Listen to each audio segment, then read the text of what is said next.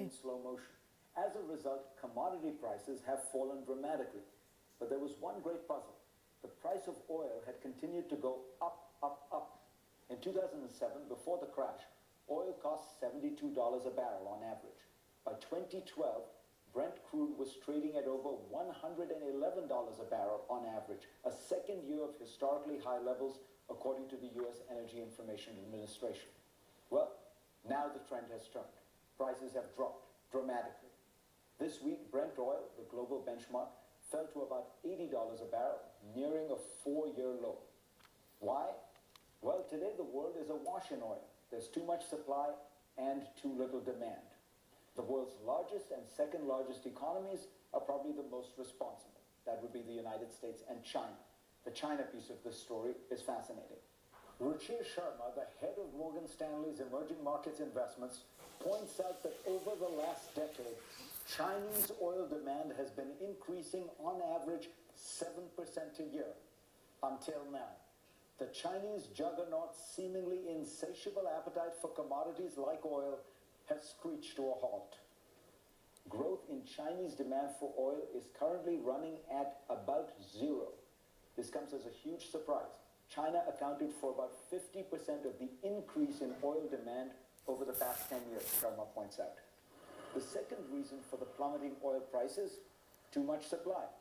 The newest report from the International Energy Agency, the energy industry's watchdog, shows that global oil supply in September was almost 2.8 million barrels per day higher than the previous year. It's not all about the Saudis pumping more. It turns out there's a new player in town that's worrying the old oil giants. That's the United States. Thanks to the shale revolution, demand for oil is down, but additionally, domestic oil production is at record levels. Citigroup predicts that the U.S. could export as many as 1 million barrels of oil per day by 2015. And the oil prices could dip even lower.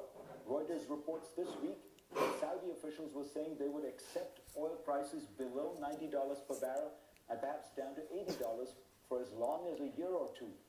They hope perhaps that by doing this, they will discourage the search for shale, natural gas, and other such alternatives to their oil. But are these low prices really sustainable?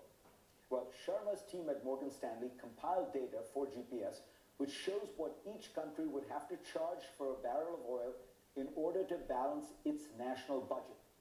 Saudi Arabia just has to charge $88 per barrel to balance the books, according to Sharma's analysis. This is up from only a few years ago, as it expanded its welfare state in the wake of the Arab Spring. Still, it's affordable for the Saudis. But not every country is as lucky.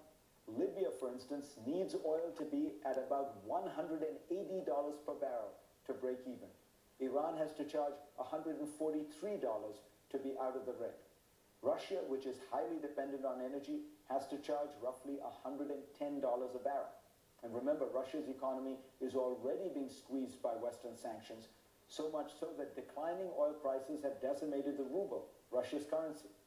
In fact, energy fluctuations have historically played a large role in Russia.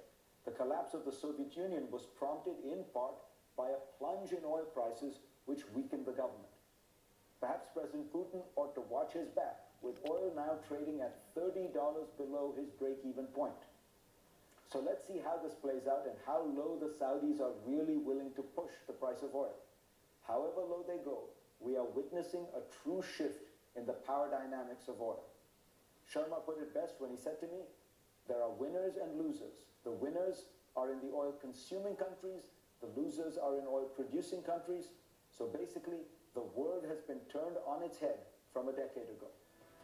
Next on GPS, oil isn't the only thing that's cheap these days. We seem to be in the midst of a market sell-off. Do we need to brace ourselves for another crash? I will ask two of my favorite guests on the economy.